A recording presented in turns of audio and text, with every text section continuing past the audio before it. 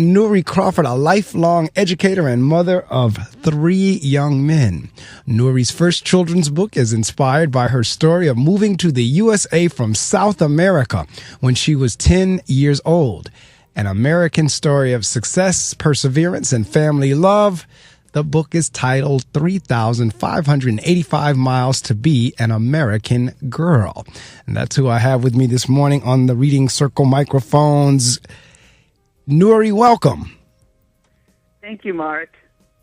I'm so glad to have you, and I'm glad we were able to pull it together for this morning. Because I know we had emailed each other, and then normally I don't recontact my guests till the night before, and most 99% of the time that works. But every now and again, the guests will think, well, you know what, I didn't hear from you, so it must not have been on, so I planned something else.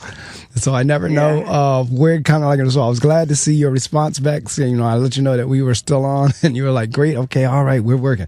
So we have some things in common, and first off, being in education is one of them. And I'm always fascinated by the whole thing of moving from one country to another. That always, because my wife is from Jamaica, and I tease her all the time about, and she didn't come until she was in her 20s. She didn't come to the U.S. until she was in her 20s. So I tease her all the time about you coming from a climate where it's hot and warm all the time to an area where you get this thing called snow.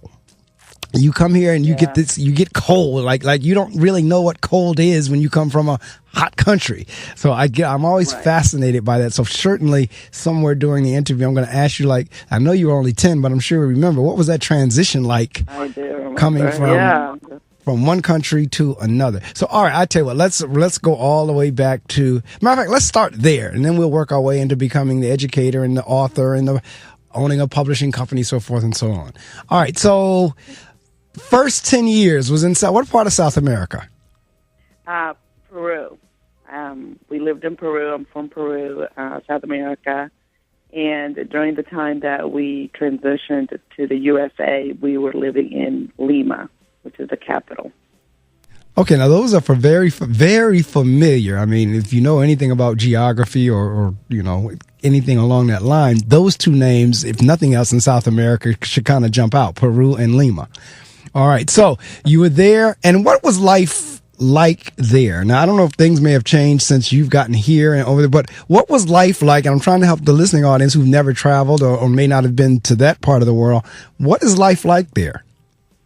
Okay, so up to the Cold War era, Peru and all of South America was considered a third world area.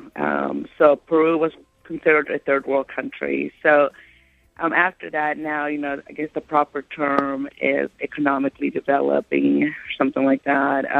But it's still, with a lot of change in government and leaders, et cetera, and unfortunately, in some smaller countries and areas, and I don't know, maybe in some bigger ones too, there's a lot of, just negative things going on in the government. It's kind of like stealing from your own people, not looking out for your people. And so anyway, so a lot of that was going on. And during that time, my father feared that Peru was going to be going towards the communists. And so he didn't want us to grow up in the communist country. So before all of that happened, but it was during that time, he was determined to get us out of the country so that we could live in a country where we could have better opportunities to grow and be successful. So now, I don't like to move around the block. Literally, I mean, I hate moving with a passion. But what is that like to just change country and culture and come to a new place where you know no one and you have to start all over again for the most part? What is that experience like? Right. So a lot of people hear about, the adult experience. But as a child, because I was a child, and back in the day, not in current American culture, but back in the day, even, including in South America, children weren't notified of adult decisions. The adult decision was made, and literally probably within a week's notice, I realized we were moving to a new country. And the reason I realized that was because my dad had to travel to somewhere, I forgot. But anyway, he had to travel and visit family, and in Peru, of course, trying to say goodbye. And we spent like the whole last 3 or 4 days in another auntie's house closer to the city, in the central area of the city. So a lot of change and a lot of people coming to visit. My parents, of course, told me my sister was 2 years younger, but she still acted like a baby. And then I had a newborn baby brother. And, all my aunties kissing, crying, hugging, and I hear them giving my mom advice, look after the kids, don't let the kids, go out. It's, new world, blah, blah, blah. So I kept hearing all that. So I started, thinking, okay, we really are leaving. And then one night, my mom says, we leave tomorrow, but we've already packed the luggage, but you can take one thing that we could squeeze in the luggage. Wow. And I had a baby doll who I didn't see till 10 years later that I wanted to bring so much because he was my baby doll, and I took him everywhere. Right. And I couldn't. And I had a cousin who's 2 years, but almost 2 years older than me. She hugged me and promised me that she would keep him, and she was like, I'm going to keep him. I'm never going to give him away, and he's going to wait for you forever. And so it's like, I was very distraught about leaving him, but I had these little clay pots. They were really small that I used to play kitchen and cooking with, and I was able to bring those, and I still have those. Wow. Like I said, and I've traveled around the world, and I know what it's like to travel. And like I said, I've moved a couple of times in my life and never liked the experience of packing and storing and going to the new place and unpacking and so on and so on. So whenever I hear of people moving, I just think that is so bold. I just think that, I guess for some people, I guess they don't think nothing of it, but I just think wow, that is something to be able to just leave. And a lot of time when you're leaving a country like that, sometimes with the whole citizenship thing, so forth and so on, a lot of times you can't go back. Right. So it's definitely a bold move, whether, you were flying in your own jet or you're coming, regular class seating on an airplane. It was both my parents, my sister, and my baby brother, who was 3 months old, and myself. So literally 5 people coming with the luggage in their hands from another country, in 3,585 miles. Exactly. It's the exact mileage from Lima, Peru to Columbus, Indiana. That's why I'm going down few reasons why I'm going down the road that I'm going in terms of questioning is, one, because it is germane or pertinent to the book. But again, my fascination with folks who do that, and to help the listening audience, by the time we finish talking, get an appreciation for the different experiences. Because I find it interesting that you wound up in education, because education in this country is different than education in other countries. And I feel, in working in education, at least in the area that I'm in, that folks really don't appreciate what they have here in terms of the education system. So, a couple of things. One, before I shift into that, Machu Picchu, is that the same? Is that in that Lima area? Because my chief custodian, his wife is from Peru, and he always tells me about when they go over and you have the big statue that's there. No, Machu Picchu is in Ica, so it's in Cusco. In Cusco, which is it's not in Lima, anywhere Lima. It's south, and so it's one of the 7 wonders of the world. Right. And it's the ruins. It's not a statue. So it's a whole civilization. Okay. That has remained there for thousands of years. It's just been there forever. And one of the biggest fascinations with it, not only being an ancient civilization that's still intact, you can see where they made it's just so many things, but definitely they had a water system running. Each block of the walls, they say that even now you wouldn't be able to put them together so perfectly aligned with the best of the machines today. These are huge rocks that somebody had to carry up a huge mountain, right, to create, because those rocks are not there. So they had to carry these huge rocks up this huge mountain. Who knows how they got them up there? Because now even when you go up and you can go up through it, through a llama or a horse or whatever. But so anyway, it's very, very hard to go up there, and yet still a whole civilization was there with basements, with private rooms, with water, working, just the whole thing, and it's just very interesting. But isn't there some type of monument or statue that oversees the city? No, that's Brazil. Oh, that's Brazil. Okay, I'm mixing my places up. Okay. All right. So gotcha. All right. I know. Okay, I knew it was one of them. So I'm mixing my places up. That has the huge statue that oversees the city. That's in Brazil. Okay. So in terms of, and I'm still on this chain. You're 10 years old, and you come to did things when you, and you have to maybe play your memory back up. But when you stepped off the plane, did things look the same here as it looked in South America and Peru? No, and it was just very like that. So the whole experience of already getting prepped to come is totally, mind-boggling for a 10-year-old. And then we get on airplane. We flew Delta, so we actually, flew in an airplane and everything. And we arrived in Miami and had to go through customs there. And so that whole thing was insane. I know that was an experience. Yes, because that's still insane now. It's gotten even worse. My mom saying to me, like, do not let go of your sister's hand. Right. Has always been a crybaby. So I was like, she was crying the whole time, and I was remembering, like, I can't lose you. Like, she tried to get away and wriggle out to go see my mom, like, trying to be with my mom.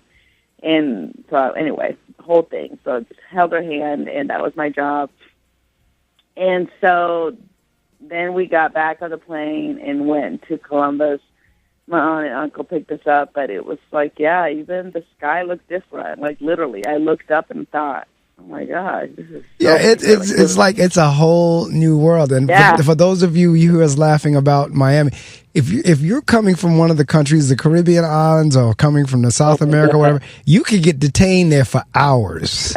Yes. You can get detained in Miami and immigration for hours because they're checking and suspecting that people are moving drugs, and they just, like I said, they really can't, like she just said, insane. It can be insanity. It really can. And it's random.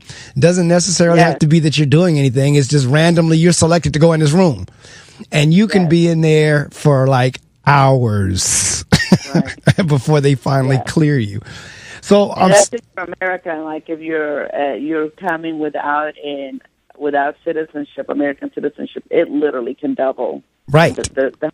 And the customer service is just the worst for people that don't come with an American citizenship. It's just crazy. No, it really is. And I won't even go down the road. Eventually, we may touch on it, though. I won't even go down the road of where we are politically now with our current president, with the way he's treating folks from other countries.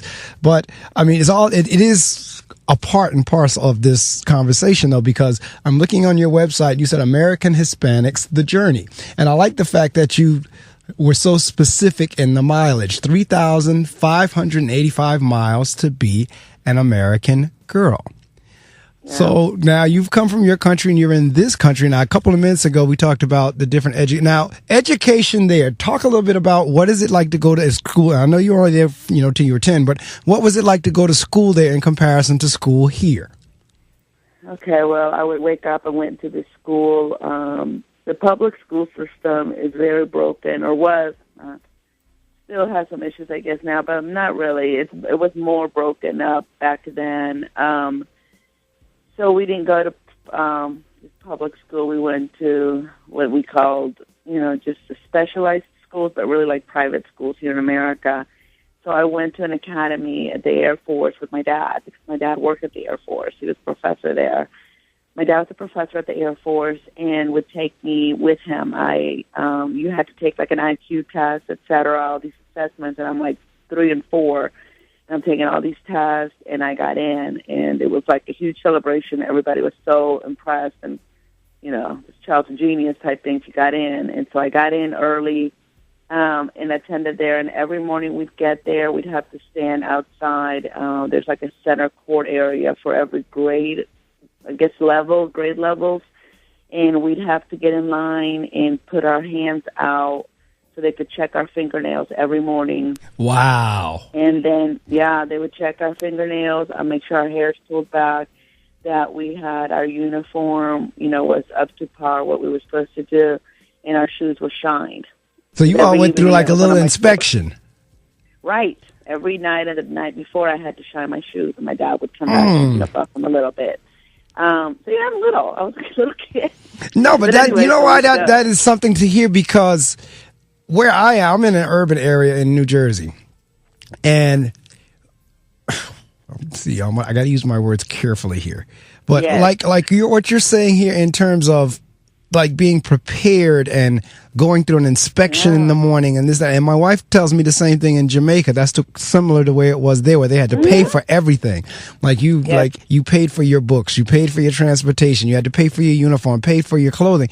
And yet I serve children that have to pay for nothing and don't do anything. And that's what I was talking about earlier in terms of no real appreciation for a free educational system in comparison to an education system where you do have to pay and make sure shoes are shut. I mean, my school is a uniform wearing school, but we can't enforce it because the ruling is unless the school provides the uniforms, you therefore cannot force anyone to wear it. Now, you can get as close to forcing as possible, but you can't force someone to wear something that you didn't pay for.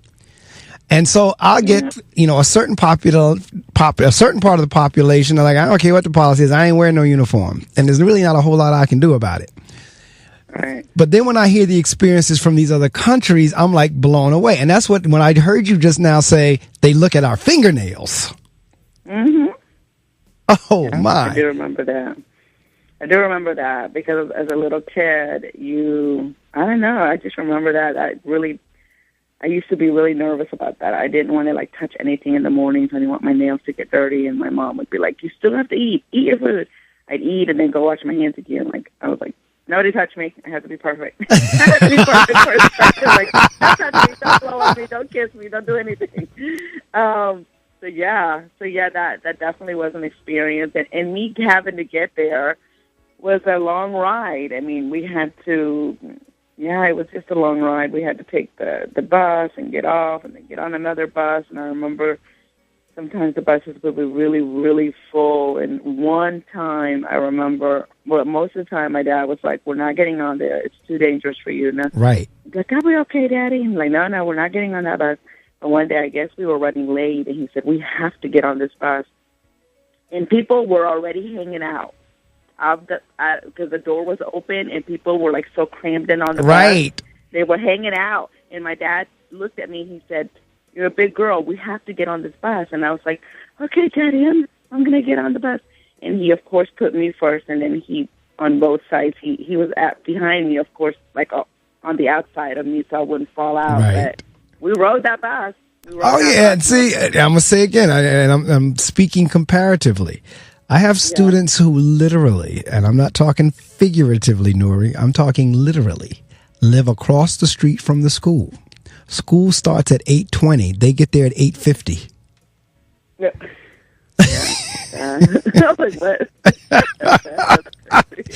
Literally across the street from the school building.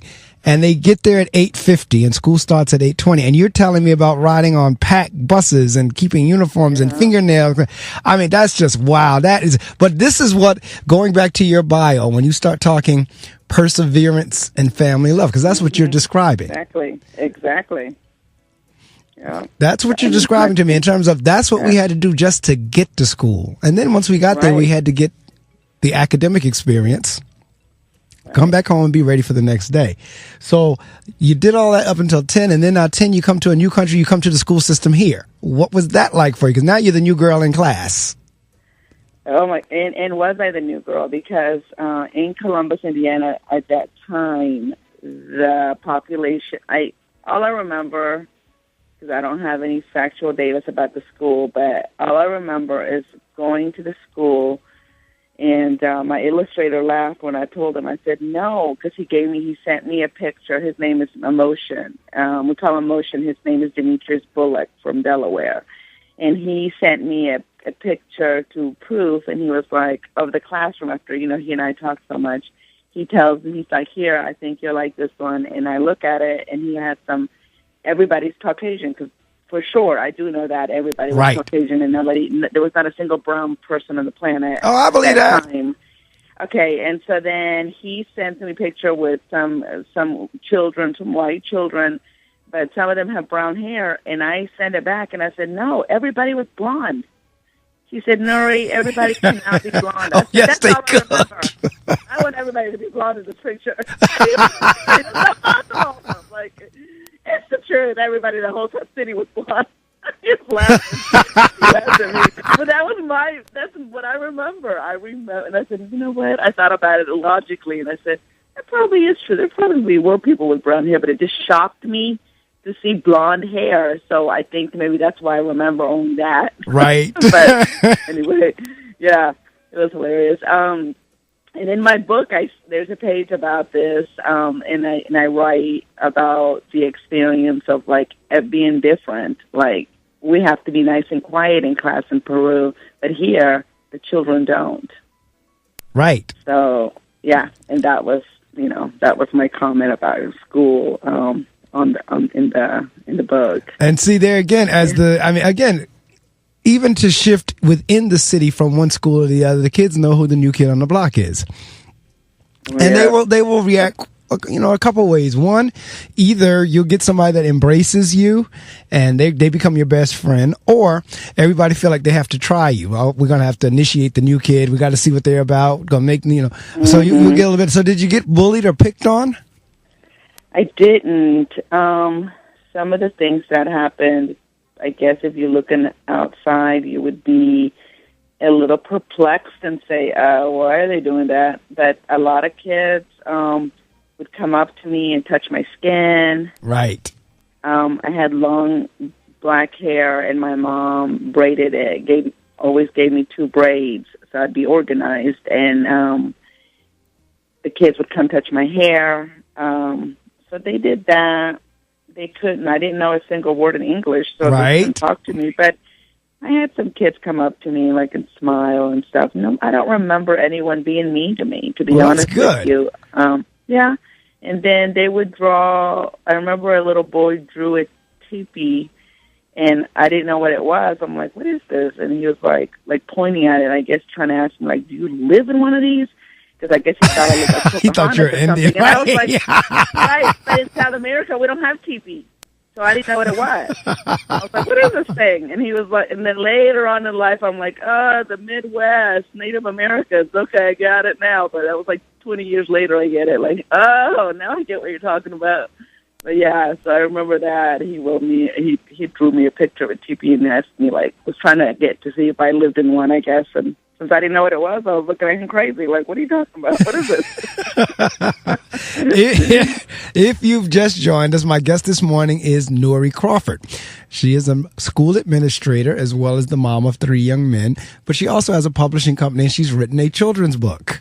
And we're talking about her children's book, 3,585 miles to be an American girl, as Nury moved to the United States from South America, from Peru, actually. So now you didn't speak any English when you arrived here? Wow. See, that's another thing that I have been trying to learn Spanish for probably nearly 40 years now.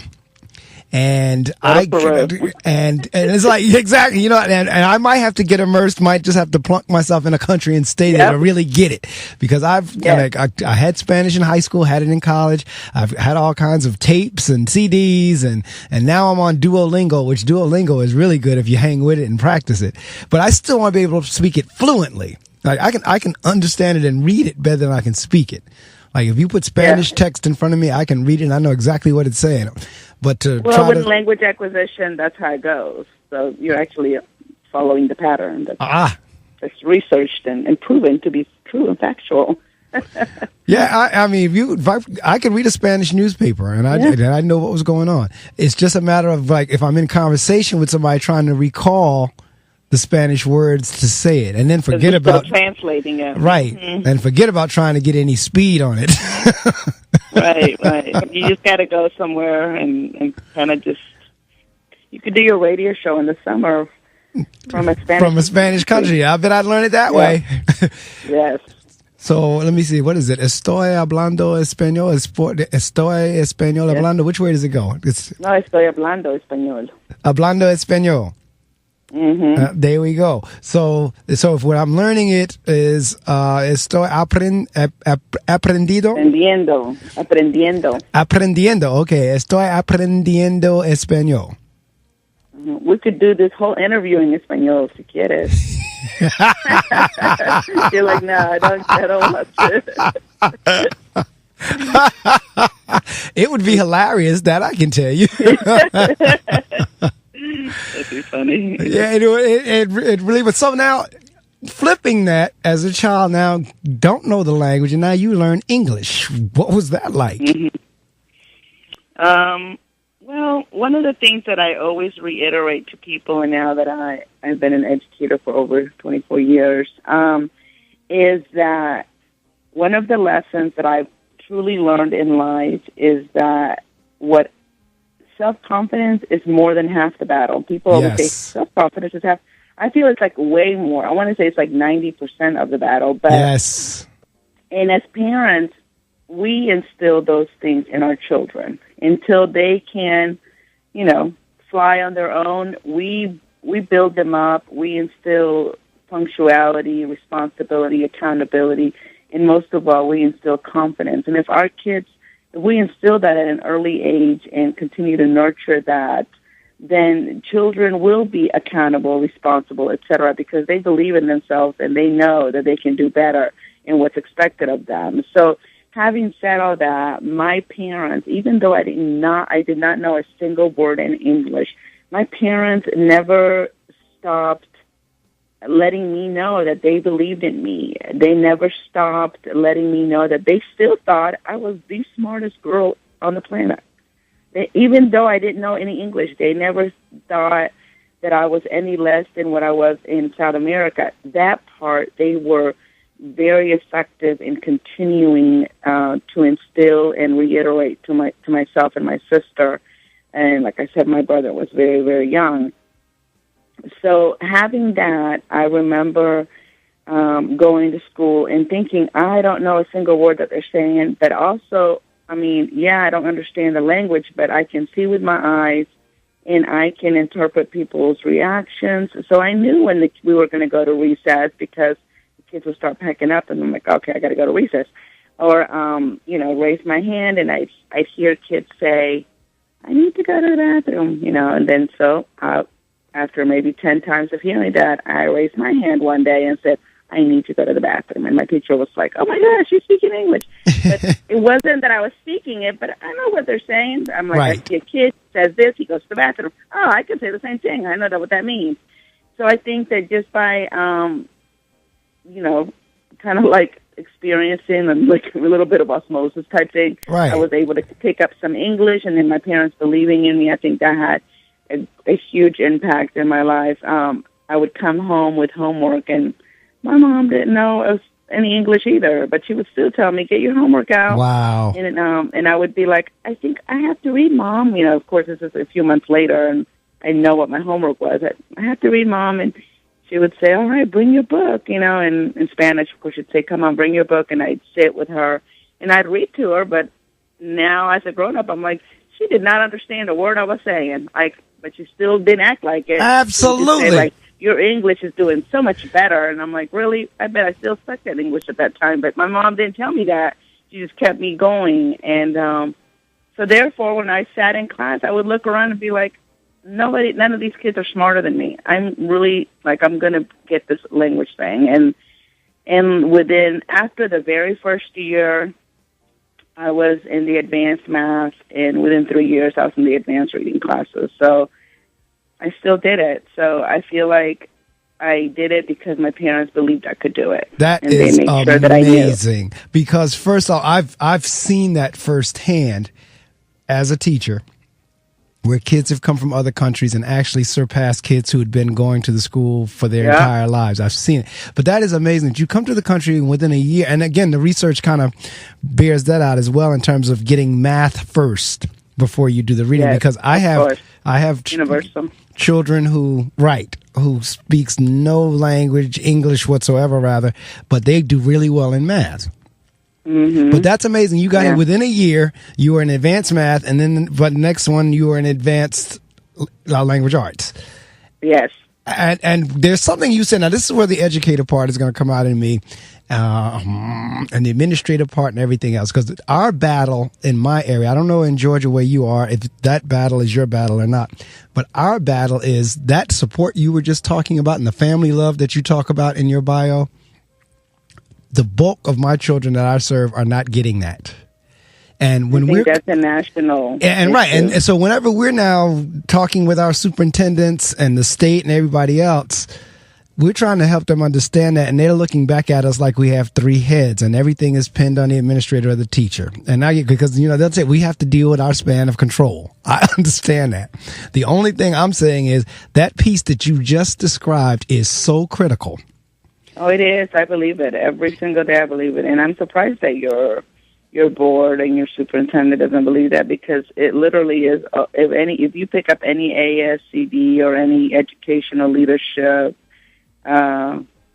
whatever, any article, magazine, any kind of literature, everybody knows. I mean, why would Title I on the federal level have a portion of its funding directly aligned to parent involvement if it was not a federal concern? I mean, it's a national concern.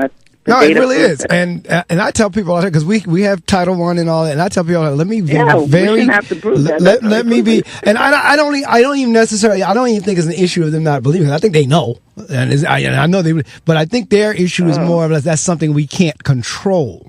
And all I'm saying is I know we can't control it, but I need you to understand how that feeds into the academic results that we're getting, because I need you to understand how that impacts the low performance. Now, I know instruction is number one indicator, but I also know that if you're not getting some of those things that you just described, you're talking about, I didn't even realize my mother couldn't read English, probably couldn't at that time, but she didn't let me on to that. She continued to encourage me. If I had my folks who do speak English encourage their kids who do speak English, my academic achievement in my building would go up. That's my point. Those type of things we're not getting. And my definition, and I tell my Title I person, my family engagement person all the time, look, let me be very clear with you what my definition of parent involvement is. It's not necessarily them knocking down the school door or always hanging around the halls in the school. My definition of parental involvement is exactly what you just described. Making sure homework is done, making sure book bag is checked, making sure you're fed, making sure uniforms are on, making sure the education is a top priority in the house, making sure you're not running the school down, making sure you're not doing counter to what the school has said. In other words, baby, you don't have to listen to them because them people don't know what they're talking about. That's right. So when I say parent involvement, that's the type of things I'm talking about. Right. That needs to be a priority. Nury, we've literally given out alarm clocks. Yeah, we've given them out too. We've given out alarm clocks to families and children for that very reason, and they won't even turn them on, like you just said. I don't want to paint like an extreme dismal. No, you're painting what picture. The challenges for again on the national level, whether urban or in an urban area, right? Urban. But even suburban areas are encountering those things. I speak to educators all the time about the same challenges. So I think it's not just it is. I think more predominant and more at a higher rate on urban areas, but it definitely is trickling down to America's suburbia. One of the things that I feel is an important variable in connecting all of the dots, since we're talking education for a second here, is that it's that rapport with all stakeholders. Right. Including parents. We can't get them in the building, and I know, good Lord knows that I don't have a minute that I waste in how can I possibly make it out to somebody's house, and I don't even know if they let us in the house. I've gone to home. Right. I know they're in there. They won't let me in, but we have to find a way to connect with them, right. And to parents, and because relationships are everything. Yes, they are. They don't really think that we care, or I don't know. I just think that relationships are everything. No, they are. I'm with you a zillion %. I am with you 1,000,000,000% because when I first walked into my building 5 years ago, and again, I'm speaking literal, not figurative, I was getting cursed out left and right. Parents come up in my office, curse me out, had no problems with doing that. And now those same parents I have a relationship with, they may not like what I say all the time, but they're willing to work with me. I just need more of them to do that.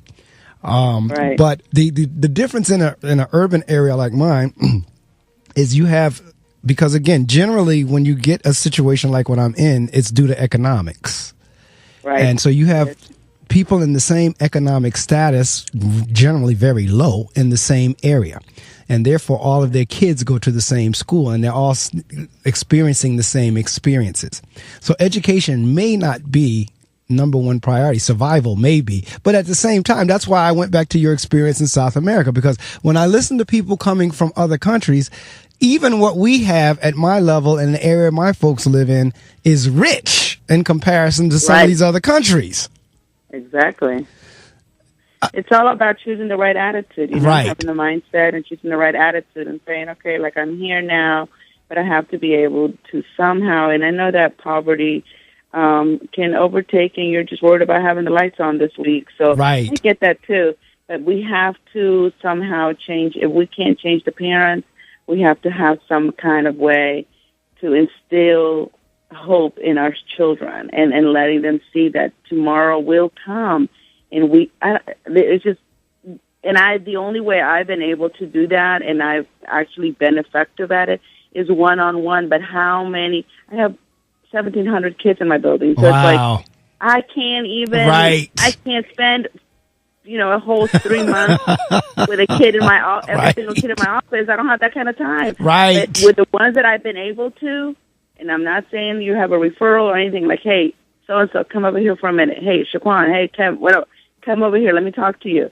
And I sit there and actually talk to them, and I can build relationships. Right. Give them some dap, whatever, like, hey, have a great day. I'm counting on you. Hey, so-and-so. When I'm able to point them out like that and call them out and like, hey, come here, man, let me talk to you. Or, hey, young lady, come over here, whatever. Then it makes a difference. Then I see a change. No, absolutely right. What about all the other ones that I can't spend 3 months in my office with just talking? Well, no, you're right. And I tell, because, again, different personalities, as you know, when you have in the building with your teachers and everything, there's different personalities, different mixes, different relationships. But I'm constantly sharing with myself, look, I said, I get a different response from the kids, not because I'm principal, because my kids, Nury, when I tell you my kids have no respect of person, age, gender, they have no title, none of that. That does not faze them. But they will respond favorably to, as those you just said, who they have a relationship with. And for those teachers that they feel antagonize them or provoke them, they give them the business. And I'll keep trying to share with them. Right. I keep trying to share with them. I said, look, these kids don't treat me the way they treat me because I'm the principal. They treat me the way they treat me because of how I treat them. And I try to get them to understand that message, but the relationship piece is critical. I mean, I give my kids and parents, for that matter, real talk. I mean, they get it straight. No chaser, no filter. They get it straight, and they appreciate it because the relationship is there. And the same person could say those same things to them, and they'll report them. Oh, yes. All right. So it is about that relationship. But now going full circle in terms of your book, of all the things we've been talking about, and then connecting that with education. And I can only imagine, which I know it has to be, the fact that you've written a book like this has to be encouragement for not only Hispanics, but for everyone. But since it is about Hispanics, do you have Hispanic children in your school in Georgia? Yeah, we do. Okay. Actually, in the district that I'm in Gwinnett County Public Schools, we're officially minority over. You're in Gwinnett. Gwinnett, yeah, I had one of my teachers applied for a position down there. At first, he thought he was going to relocate there, and then as it turned out, it didn't pan out. But I did a recommendation for him, and it was in the Gwinnett district. Yeah, we're the 8th largest district in the nation. Oh, okay. But again, I'm a Hispanic child, and I get a copy of your book. That would have to be encouraging to me. I've heard some feedback. I've heard some positive feedback from it about that. It is, and it's bilingual too. So I wrote it in English and Spanish again, thinking about those days that my mom had me read and didn't understand a word I was saying. But if she had it in Spanish, I bet she would have. So I was like, "Oh yeah." And yeah, so. You know what? My mom, I dedicated the book to my mom. She passed away 5 years ago. I see that on your YouTube. On one matter of fact, that's the video I just shared in my site, trying to get people to listen in. Was I said that YouTube video because I think what is it? Name, so. Is it soft cover, hard cover? What is it? I have it on both soft cover and hard cover, and it's also available on Amazon. Because I tell you what, I always, any of my guests, I do my best to support them for being a guest on the show, as well as, we as talent or media people or whatever, we need to make sure we support each other. But in your case, it's dual. I'll be supporting you as well as I'll use the book for some kids in my school. I'm definitely going to get one, and I may get even a set if I can. I have a few, because what we did in my district was, at one point, the bilingual kids, wherever they fell in the school system. But then they put together a magnet school, what they call a newcomer school. So say, for example, if that had been you coming to my district now, and what you're describing when you were 10 years old, you would go to what we call a newcomer school. That's where the kids who straight out of another country who don't speak any English, they go and they get a chance to get acclimated a little bit quicker. That's the thinking. But what happened is the schools filled up so quickly now, they didn't have the capacity. So now the kids who came over had to stay in their schools, in their regular schools again. Lord. And so now, I do have about, a good maybe 10 or 15 students who are in your situation when you were 10. Matter of fact, one of my little 5th grade girls speaks no English whatsoever. She got jumped the other day. Made me so mad. Nury, I suspended every last one of the girls that jumped her. Every last one of them. Oh my God. Every last child that had anything, because I have video cameras in my building, and I went back and looked at the video, and every child that I identified in that video got a suspension. I'm so hurt. Right. And so I said, and they had the nerve to tell me she was talking about us. I said, the girl doesn't speak English. How can she talk about you? What? Jealousy is an evil thing. Yes, it is. I mean, and jealous about what? I don't know, but that is still horrible. No, we're talking about somewhere between 5 to 7 girls, 5th graders. My goodness. And I'm appalled. I was going to fly to New Jersey myself and be administrator for a day. Appalled ain't the word, because see, the vice principal, she said that's the same set of girls I talked to the other day, and they had this crazy game going about who could beat who. And so apparently, as they were having their discussions, of course, they went to the weakest link, the little girl that doesn't speak. Do it to the other girls that can get you back, are going to get you back. Right. Oh, see. Don't get me started. Guest administrator for the day. So I tell you what, from Georgia. As we speak, I tell you right now, I'm gonna get a copy of your book to give to her. I'm gonna get your book and give that to her as a gift. But that's sweet. You talk about live it. I said, are you kidding me? And I looked at the little girl's face. I looked at the little girl because she came in. I mean, they scarred her up under her eye and everything. God. We sent her to the nurse. I said, live it. At every last child. And then, so whenever they had a 3-day suspension each, and now the parents come back for the debrief, they had the audacity to challenge me as to why I didn't suspend the girl who got jumped. I said, wait, are you kidding me? You want me to suspend the victim? Well, everything that, just because she looked like she won't do anything doesn't mean that she won't. I said, okay, let's roll this tape back here. Yeah. She doesn't speak English. Your kids colluded as to who could get beat, and you want me to suspend the victim. Well, she had a translator. Now, mind you, the little translator is a troublemaker herself. I said, what makes you think she was telling you the truth in her translation? Yeah. What makes you, because you don't patterns here. Right. So I'm going to make sure I'm going to get a copy of your book for her, and I'm going to give it to her.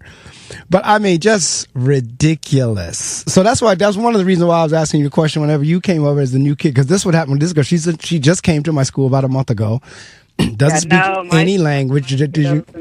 Little Columbus, Indiana, were very sweet to me. Okay, good to hear. I'm glad to hear that. And so the gist of the book is your travels from South America to here, kind of like what we've been talking about.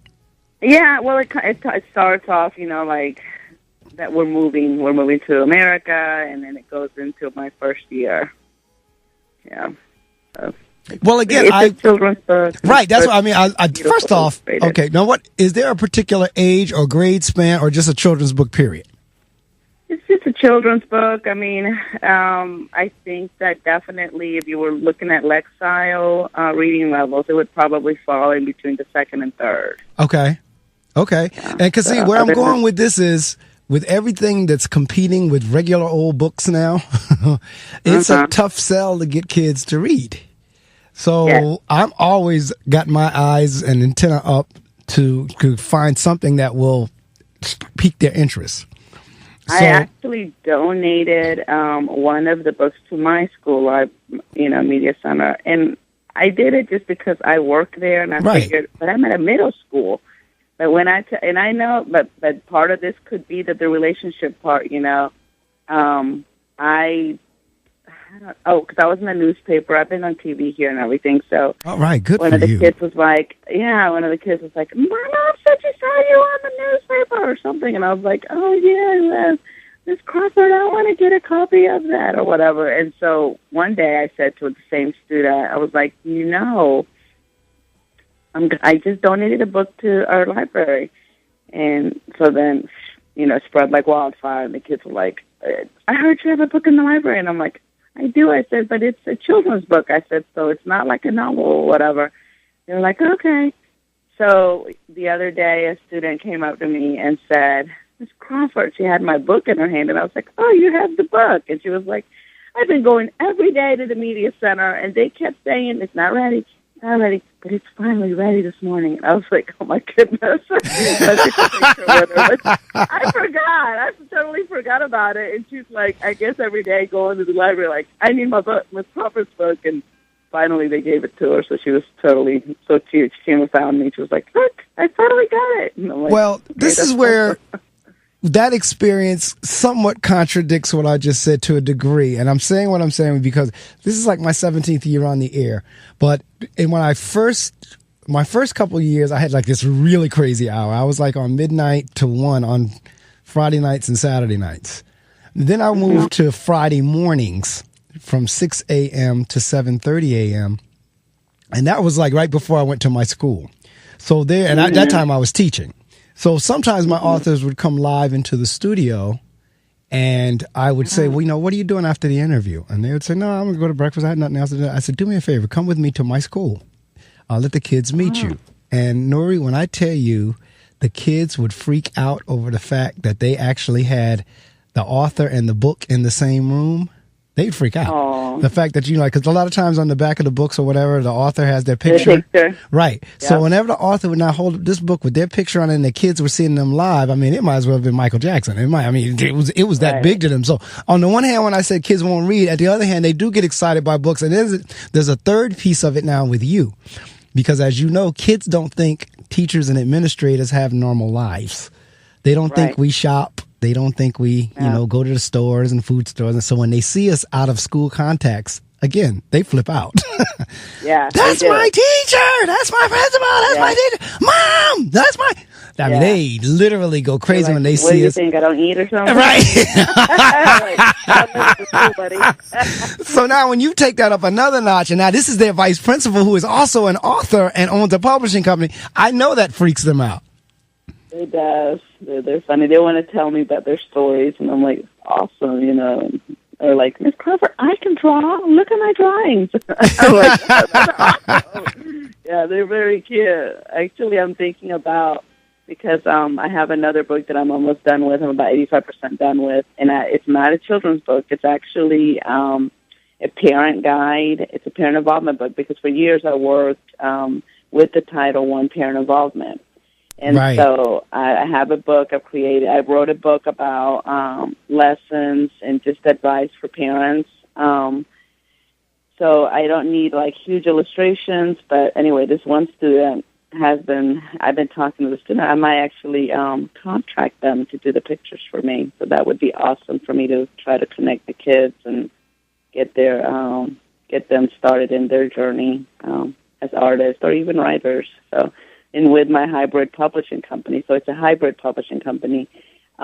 that is one of my goals. I want to support minorities into getting their literary works published. Right. Because the numbers are horrible. Less than 14% of children's books are written by minorities and have minority characters in them. Wow. If we break it down even further, it's less than 10% of African American children's books are written by African American authors and have African American children in them. In Hispanic, Latino, it's about 7%, but that number is actually balancing out because we do have some books out there. More notably, The Snowy Day. Right. This was the stamp got put into a U.S. stamp, and that was a book winning, a winning book, an award-winning book. I'm sorry. But it was written by a Caucasian author, an author of non-color or whatever. But so that's that. And then I just slipped my mind the name of this other book who just won this last year's what is it called? The Calipari Award. Right. That's award. Right. It's about an African American mom and her little African American boy. But it's written by a Caucasian author as well, which is, I don't have anything against that. I'm glad that we're getting to see minority characters in our books. But I feel like with the big traditional publishing companies, they receive 3,000 to 5,000 entries a year and only pick 7 to 10. So I feel like sometimes our chances are limited in being able to express and share our stories. And I know that we have them, and I feel people of color need to share their stories. I hear a lot of people, even educators, talking about they're sick of somebody else telling their story. Well, then tell it. Sit down, write it, stop being lazy, and tell the story. If you don't want somebody else to tell the story, then write the story. That's right. What do you say? Well, then tell it. Yeah, come on, tell it. We have enough creative people that can illustrate as well. So we just need to connect the dots. And the company is very new because I started with my own book. I had actually submitted, and I didn't have a contract or anything, but I was actually in talks with Scholastic, and I wanted to go with them because I felt like if I went with Scholastic, I could just sit back. I don't have to do jack because Scholastic goes to every school, and I don't have to do anything. It will get advertised and sold by them, and I just collect. Okay, so first of all, the royalty from Scholastic is very small compared to other publishing companies. And I was like, I don't know if I want that. I don't know if I wanted it to be more meaningful. I actually want to make an impact with somebody. I want to connect with the readers. I want to connect with families. I feel the book is a children's book, but it has a story for parents too. It has a story for teachers. It's just a book that can bridge and help build those relationships, which is my number one goal in life, I think. And so with the hybrid publishing company, I want to help whoever is trying to get their works out, and I will help anybody, but I definitely want to encourage people of color to come on and hit me up, connect with me, let me help you get your story out. It is a whole lot of stuff that you have to know, but guess what? Like, I'm a nerd, and I got it all figured out. Right. Like, I'm good. So now let me be that bridge. Let me help you get your work out. And she's talking about, because I'm looking at it right here on her site, it's called Welcome to 1010 Publishing, Professional Publishing House. We are a publisher that specializes in helping exceptional authors publish their literary creations. We can help you write, edit, design, and distribute your novel or nonfiction work. We publish our titles in paperback, hardcover, and the popular ebook format. Contact us to learn more about becoming the next 1010 publishing author. And that's good to know, because there are folks over my 17 years on the air that in the listening audience that in their mind, heart, and spirit that they have a book within them. They just don't know where to go. So I'm glad this is yet another way. For those of you sitting out there who feel like you have a book in you, here's another avenue for you, or here's another connection for you in terms of 1010 Publishing. And, you know, in a few minutes, whenever we come down to the end of the interview, I'm going to give Nury again the opportunity to promote everything, the book, the publishing company, speaking engagements, and anything else. But yet here again is another connection or another networking contact. If you're looking to have your work created, matter of fact, people keep telling me to write one. Nury, I may be getting in contact with you myself. Yeah, I'd love to help you. I mean, that really is, I guess, the educator and us is about helping people. Right. And trying to get people to their full potential. So I think that carries out to the publishing, my publishing company, and that is my goal. I feel like once, you know, I'm connected, then I'm going to do what I need to do to make sure that you're successful. So I think it kind of goes hand in hand. No, really, it does. As a matter of fact, I need to take a hard stop for the minute because it's 8 o'clock just to get us logged in and signed in the new hour. And then I'll continue talking to Nury for a few more minutes, and then we'll switch formats as I get ready to close out in the 9 o'clock hour with Barry coming on in. So I'll tell you what, everybody don't go nowhere. Let somebody know that Nury is on the air, that we've been talking now for nearly an hour, a little over an hour now, but it's some important things. I mean, if you think about it, we've talked about, first off, being bold enough to move from one country to another. Secondly, in terms of the different ways of life in other countries versus the U.S., not to mention our educational system, which really in some of these other countries, many of the other countries, people really have to want their education. And they have certain things, like you heard her talking about being inspected with the fingernails and the shoes and this and that and the other. All that was a part of school, which in my mind, Nury, made you to a degree a better person. And that's where we're trying to get our kids to go, that whenever we're putting things like that in place, it's not to taunt you, it's not to be mean, not to be nasty, but to prepare you. And for me, and again, the kids that I serve, that's a hard sell. Because they really, for whatever reasons, and we talked about some of them, really cannot see as far as the end of their nose. They don't realize there is a tomorrow. And that's what we're trying to prepare them for. But when you start talking things like you were saying about the shoes and the nails, all that was preparation. That's why you called in at 6:55 this morning. That's why it wasn't 6:54 or 6:56. It was 6:55. Right. And people always say I'm super organized. Like, that is probably one of my best qualities, is that I'm organized, on time. I'm accountable, and right. I can be counted on. Like, I'm dependable, and like people always say, you know, I ask you, Nury, to do something, it's going to be done before I finish saying that I need to get done.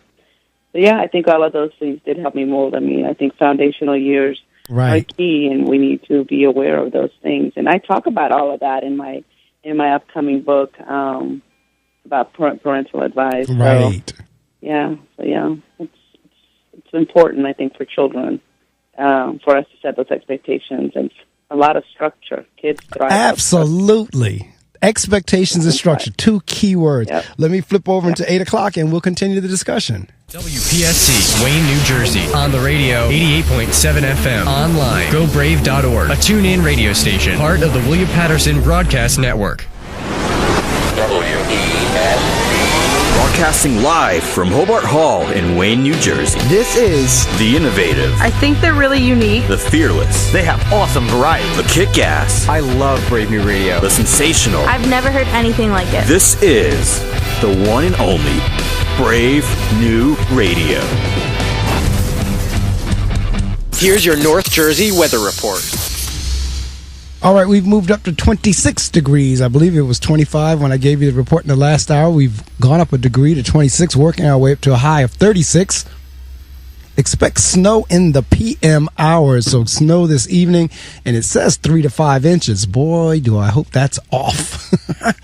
Anyway, tomorrow the sun comes back out. The sun will come out tomorrow. 46 degrees as a high, 27 degrees as a low, and then on Monday, 48 degrees as a high, 45 degrees as a low, mostly cloudy. Tuesday, 67 as a high, 56 as a low. Clouds in the PM, or shall I say clouds in the morning, sun in the PM. And then on Wednesday, rounding out the forecast, expected to be mostly cloudy, but, whoa, I had to make sure I'm reading this number right. 71 as a high on Wednesday. Well, I guess we are kind of sort of getting closer to spring. That's a month off. That's the 21st. And then spring comes in on March 21st. But wow, a month out. 71 degrees as a high, 43 as a low on Wednesday, 67 as a high on Tuesday, 56 as a low. Well, that is the weather brought to you from the WP 88.7 FM Weather Center. So even if that 3 to 5 does come around tonight, it cannot last long with temperatures like that. If you have been with me for the last hour, you know my guest is Nury Crawford. And Nury is a Renaissance woman. And when I say that, anytime if you've listened to me, you know when I describe people as Renaissance, that means they can do more than one thing. And Nury is just that. She's a school administrator, has been a teacher. She traveled here at 10 years old from South America. She's the author. She's the owner of a publishing company.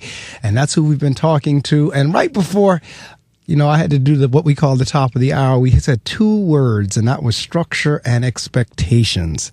And Nury, if there's anything that kids need, now they ain't going to tell you that because it's not cool to say that. But if it's anything that they need, is those 2 things, expectations and structure. Exactly. I agree. That with a dash of love, we're going to be good to go. We'll be golden. Yes, we will. And again, I would think for any child reading this book would be an inspiration. But certainly, again, if you're African American or Hispanic and you're reading it, because it gives what? Because for me, my thinking is kind of like you were saying when you were little. You know what? I'm just smarter than these kids. So if they can do it, I can do it too. When I would read a book like this, I would think, well, you know what? If that could happen for Nury, or if that can happen for Miss Crawford, or whoever the characters are in the book, it could happen for me. Right. And that's the hope, that when somebody would read a story like that it would kind of like be encouragement and inspiration to say, all right, you know what? I'm going to do that too. Right, exactly. And on the very last page, I won't tell all of it, but it does go into, I'm proud to be American, I'm proud to be from Peru, I'm proud to be a girl with long black hair, and I'm proud to be a girl with brown skin. Like, it goes into all of that, because children need to learn we need to teach them that confidence part is to love the skin they're in. It's okay that you speak Spanish. It's okay that your family celebrates Kwanzaa. Right. It's okay that your writing, because you're from an Asian country, doesn't look like the writing that we have here. It's okay. You need to be proud of who you are, your culture, your people, what you look like, your skin color. It's a beautiful thing. You need to be proud of that. And confidence is almost everything. So I just reiterate that all the time to our parents, and I want everyone to get that from the book. Well, I tell you what, like I said, I guarantee you I'm going to order at least one, and I may order more, because I'm going to go back and ask my bilingual teacher, Ms. Lynch. I'm going to go back and ask Ms. Lynch, how many do we have in the building? Because I know some of them have moved along to the various magnet schools. So I have maybe 5, 6, 7, maybe 8 left. But if the number is that small, I may order a copy for each of them. I may order a copy for each one of them to have, if they stay with me before the end of the school year, great. If they leave, at least they have something from me. But because I'm really big on trying to help kids connect the dots. And it's interesting that you would say that, because that's one of my favorite phrases. So when I heard you say that, my ears probably like, wow, we're definitely educators. Because I always, that's one of my favorite phrases or analogies or comparisons, is connect the dots. So I'm always looking for ways to help my kids connect the dots. And I'm really glad this interview, because I'm very thematic. So this interview would have worked. September is Hispanic History Month, correct? Yes. So if this interview would have worked in September, it certainly works this month, African American history, and certainly would have worked next month, March, women's history. So any one of those 3 months, that's another thing. When I saw the email come through, I was like, oh, great. If I can get her to schedule either now or in March, we'll do it for Black History Month or either for Women's History Month, since I didn't have you in September. But any of these months, it would have worked thematically. Because it's an encouragement in terms of, like you just said, this is now. I know you came to America when you were 10, but I've been in America. I was born and raised here. But one of the things that has always perplexed me, and I get it, bottom line, it's about power and money and ego. But I've never quite understood this whole notion of bashing differences instead of celebrating them. Right. In other words, everybody comes to the table with something that makes the table better. And yet, what we tend to do in this country, and sadly we seem to be going backwards, is we discount, bash, and try to make people ashamed because of their differences instead of celebrating them. Right. So it's one of the things that. Go ahead. I'm sorry. No. Go ahead. Because as we see, the fact that your hair color is different, or your skin color is different, or you talk a different language, all of that should enhance, not take away from. Right. And sometimes I think my parents did too much of a good job, because even when I didn't speak any English, I still thought I was all that. I'm overdoing a little bit. But you know what? There's nothing wrong with that, though. I mean, I tell the kids all the time, and I always preface it with, look, let me be very clear with you. I'm not saying this from a cocky, arrogant, egotistical way, but I'm trying to help you understand I love me some me. Yes. And like my kids like to fight. So I always tell them, I said, I don't get this whole notion of having your face scarred up, knuckles. Thank you. I said the same thing. You know, like, limbs broken, hair pulled out. I said, I don't want my body going through that. And yet you're willing to. You're willing to put your body through that. So I always tell them, I love me some me. I'm not putting me through that. Ouch. I don't want to get hurt. I tell them that. They sit in there. They see my face because I'm very expressive with my Same face here. and my hands. And so I look at them like, I don't want that. And they're like, they look at me like, oh, okay. Like, she really doesn't want that. Like, it's so funny. It's really funny. I said, when I walk in the hallway, I said, how do I walk? With my head out, right, smiling and waving at people, because I'm happy. And I said, and I choose what energy comes in my space. You need to choose the same thing. Stop being attracted to all that drama. Absolutely. Like I say all that stuff. And so when I see them in the hallway, I see them like they try to lift their head up, like, yeah. And I'm like, that's right. Lift your head up. But Look see, there's past all of that negativity and only attract the energy you need in your space. Correct. They probably wish I wrote them up, because they're like, God, let her stop talking to me. Write me up and send me away. Nope. Have a seat. Have a bottled water. That's exactly right. I tell my kids, I said, look, all right, you got a choice, kid. You get the sermon or the suspension. Which is it? And some is, you know, exactly what you said. You know what, Mr. Medley, I'll take the suspension. They're like, please. I literally give them sometimes a bottled water. I go to my little fridge. It'll be a long day. Yeah, I said, I'm putting my mama hat on. It's going to be a minute. Well, you say, take a seat, take some water. We're going to be here a little while. Relax. Fix your pillow behind you. It's going to be a minute. Yeah, that's funny. Poor kids. Oh, my God. I can relate. That's why I'm laughing so hard. I can relate. It's like, but in all seriousness, though, that's what I mean. You're right. Hold your head up regardless of your ethnicity. Really, it is. I mean, I have taught, and one of the questions I ask, especially if it's a Spanish child, I say, okay, which ethnicity, which background are you? So they'll kind of look at me like, well, what do you mean? Well, where do you come? So they'll start telling me Dominican Republic, Colombia, Mexico, Puerto Rico, so forth and so on. And I try to help them understand, just like you said, be proud of that. And again, I'll go back and say, do you understand? I've been trying to speak Spanish fluently for over 40 years. Well, this is the only country, and I'm sorry for cutting you off, but where people who learn another language or languages are celebrated. But if you come to this country and you have two languages, because you started with another one, somehow diminishes your ability or your power of being bilingual. I'm like, excuse me? Oh, my God. You don't know. I mean, that is like, when I tell you that is a major dream goal, and I'm going to get it. Because I'm, like I said, with Duolingo, when I practice daily, it begins, and I watch Spanish TV, I begin to kind of pick up on some of the dialogues. I'm going to get there. It may take me 50 years. But definitely going to get there. But I mean, that to me is such a skill. I'm in this, when was it? Yesterday. I'm in McDonald's. And the two cashiers were Spanish. So they were speaking English at first. And then they just flipped off into Spanish. And I said, oh my God, that is so cool to just be able to switch like that from one language to the other. And when we travel around the world, because I've had the opportunity to travel to various countries around the world, you're talking folks that can speak 4 or 5 languages. Oh, yes. And that's the norm. I have friends that I went to Florida A&M University in Tallahassee. And I have friends, I met friends there like from the continent of Africa that were literally had 5 languages Right. under their belt. I used to be like, kid, golly. Right. I mean, literally. I mean, I went over to Germany, and I was in Germany, Switzerland, Italy. I think that tour was Germany, Switzerland. But our tour guide, she spoke 5 languages.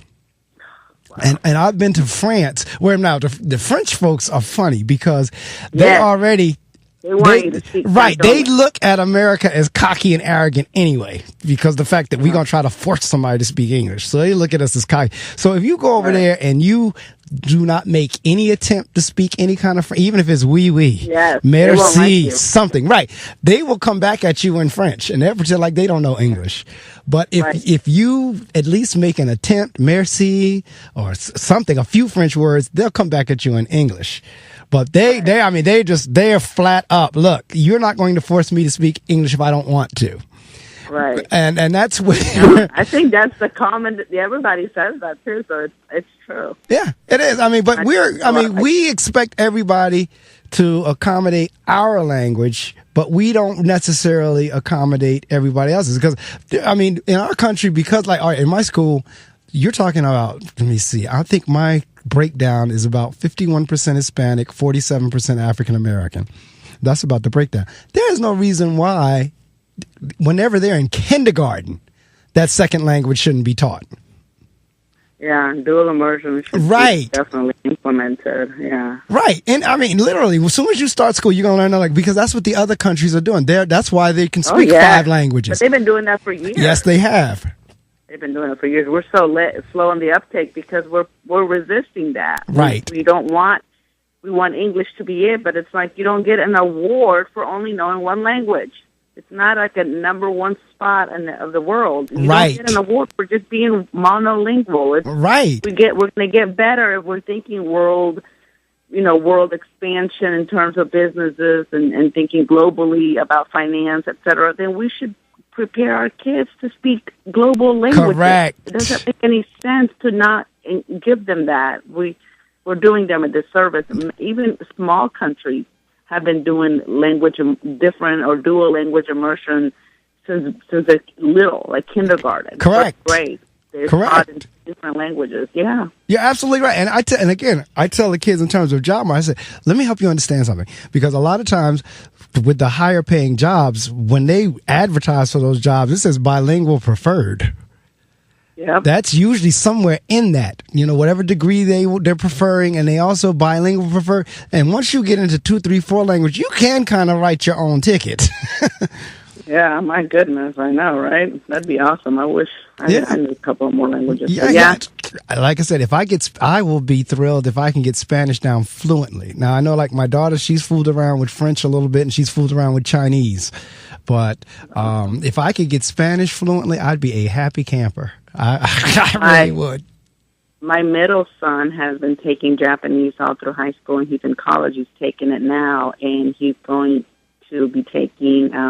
He's going to be doing the study abroad thing from Georgia State in Japan. All right. Yeah. So yeah, he's getting ready to do it, and he's so focused on it. Every time I see him with his little notebook, it looks like a bunch of little drawings, but he's writing in Japanese. Yeah. I didn't say none of that. Not surprised. But see, that's the other interesting thing, too. And that's why I guess travel fascinates me, too, because at this point, the globe really is small. It really is like a marble in terms of people moving about and around in it. I mean, there was a time when you literally stayed in your neighborhood and didn't go too much further than that. But now folks are traveling around the world. And again, why the importance of language and being able to know more than one is so important, because people are moving about. And then with the technology, with social media and everything, there's no reason why you can't communicate in another country's language, even on social media. Right. We're all connected. It just seems a little bit closer. We all seem a little bit closer. So, yeah, I agree. Dual immersion should be embedded in every school and every school system. And again, and we'll get ready to wrap it up, but that's why I applaud you for the fact that your book is in English and Spanish. That's bilingual. That's another reason I'm going to make sure I get some copies of it, because especially for my little girl who got jumped, I'm going to make sure she get a copy, because my guess is she's probably picking up on English by now. I had a little boy came over from Haiti. He was another. His name was Jean. Spoke not one bit of English, all French. And now that child speaks Creole English, Creole French. That's right. And at this point, that child now, when I come across him in the hallway, he speaks English just about on par with the rest of his classmates. I said, Jean, you learned that mighty quick. But he did just like you. Like you said, I need to go to the bathroom. He's been doing the same thing. He's been picking up on what the other kids say. And I've definitely had some Haitian children come through our schools that I've been at, and hardworking kids. Right. Just very appreciative, hardworking. Yeah, I literally have one of them in my head right now, a little girl, and she's just tall. She's beautiful, and she's just hardworking. So, yeah, I think the kids come and they want to do better, and especially when they come at 5th grade in the middle school, they understand. They understand what was happening in their country, and they're more appreciative, and they want to do better. Right. So that brings us to the end of our time, and what I do is I turn the mic off and allow the guests to promote anything they like to promote. The only thing I ask that you don't say is a dollar amount, but anything short of the dollar amount, websites, places you're going to be speaking, how to contact you, your publishing company, the book itself, how to get a hold of it, any of that, everything's up for grabs with the exception of saying a price. They can work that out with you once they get in touch with you. Oh, yeah. Okay, no problem. Well, I don't know. I'm not a very self-promoting type person, but if you have any questions, anybody has any questions about how to get started with their book and getting it published, etc., definitely check out my website. It's 1010 Publishing, and that's 1010 Publishing at Wixsite, WIXSITE. And you can check out my blogs. I know that starting this year in 2018 in January, I started talking about the different types of publishing companies. So if you want to learn some before you get a hold of me, because if you get a hold of me and you don't know anything about publishing, I'm going to send you to those anyway, because it's kind of me just talking to you about the same thing that I'm going to tell you on the phone or in person. So check out the blogs and check out my site. On the site, you can also go to the shop and pick out a copy of my book if you're interested. I have it on paperback and hardback. I'm also on Twitter at 3,585 miles. To be an American girl, you can hit me up on Facebook at 1010 Publishing. Again, that's 1010 Publishing. If you have any questions and you want to hit me up on email, I'm at 1010publishingus@gmail.com. A phone number where you can text me or give me a call is 470-440-0018. That's 470-440-0018. I have a lot of connections on LinkedIn, but I am there under Nury Castillo Crawford, and that's my last name, my maiden last name, Castillo. So you can hit me up on LinkedIn as well. I look forward to connecting with all of you on any of those means or platforms. And if you're an Amazon shopper, like I am, you can find my book, 3,585 Miles to Be an American Girl, is also available on Amazon. But if you want an autographed copy of the book, you have to hit me up on my website, and you have to let me know. There's a section for comments, and you have to tell me, like, hey, can you please sign my book, or you need to write down what you want me to write on the signature and the dedication, because otherwise I'm just going to send you the book. All right. But so thank you so much for letting me give a shout out. Well, thank you so much for the conversation. I had a blast talking with you on so many different levels, from the educational piece, the travel piece, the children piece, the parent piece. And yes, we definitely can relate. And so I do record it and I put it up on my YouTube channel. I also convert it to MP3 link, and once I get done with all that, I get it to you, and then you can do whatever you want with it. It's yours. You're going to post it on your sites or send it out on Twitter or what have you. I'll be following you on all your... I think we already connected on LinkedIn. I'm not sure if it was LinkedIn, but yes, I know I'll follow you on Twitter and Instagram and all of that, because I'm on all those as well. So I tell you what, keep doing what you're doing. I mean, it is so needed. And like I said, I promise you at minimum one copy, and a good chance it'll be more than one. Because like I said, for the little girl who got jumped last week, I'm going to give her that as a gift. And I know she'll enjoy it. And so those are the type things, like you said, we as educators, we kind of take off educator hat and become mom and dad and everything else. Yes. So we will definitely be in touch. I wish you nothing but the best. Thank you so much for rising early to join me this morning. Yep. Educators again. We're up. That's right. All right. Have a great time. Great week. All right. You too. Bye-bye. Bye.